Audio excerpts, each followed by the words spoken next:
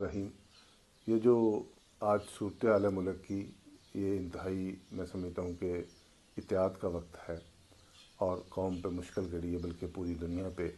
اور یہ پوری انسانیت کا مسئلہ ہے۔ کسی ایک ملک، کسی قوم، کسی نسل یا کسی مذہب کا نہیں ہے، پوری انسانیت کا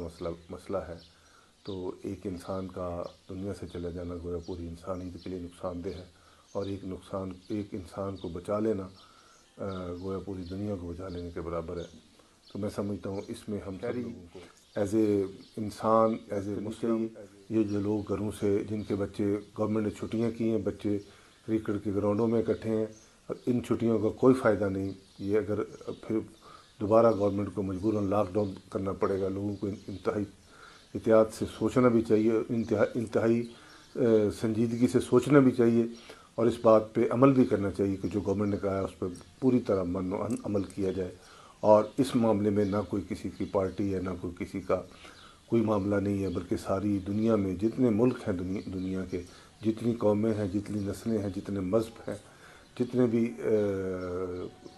ہر قسم کے لوگ، ہر طرح کے لوگ انسان یاد کر کے آپ اپنے آپ کو تو بچائیں گے، پوری ایک نسل کو بچائیں گے، جو نسل آنے والے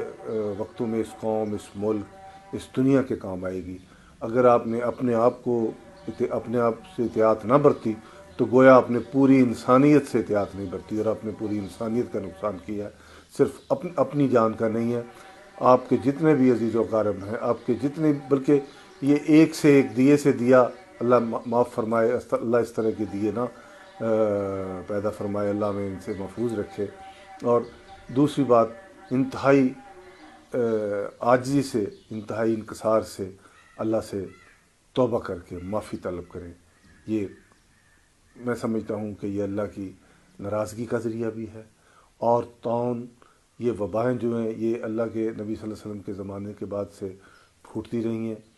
وہ صحابہ کرام نے بھی ان کو برداشت کیا ہے، ان پہ احتیاط برتی ہے۔ اللہ کے نبی صلی اللہ علیہ وسلم کا فرمان ہے کہ جہاں وبا آ جائے وہاں سے کریں، وہاں سے منتقل کہیں نہ ہوں۔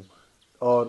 اگر آپ کو پتہ چلتا ہے کہ فلاں ایریے میں وبا پھیلی ہے، تو آپ کا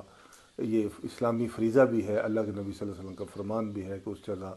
نہ جائیں، اس جگہ سے پرہیز کریں۔ اسی ایک بات پہ ہم عمل کر لیں تو میں سمجھتا ہوں یہ گویا پوری انسانیت کی خدمت ہے، اور یہی انسانیت کا سب سے بڑا فلسفہ ہے۔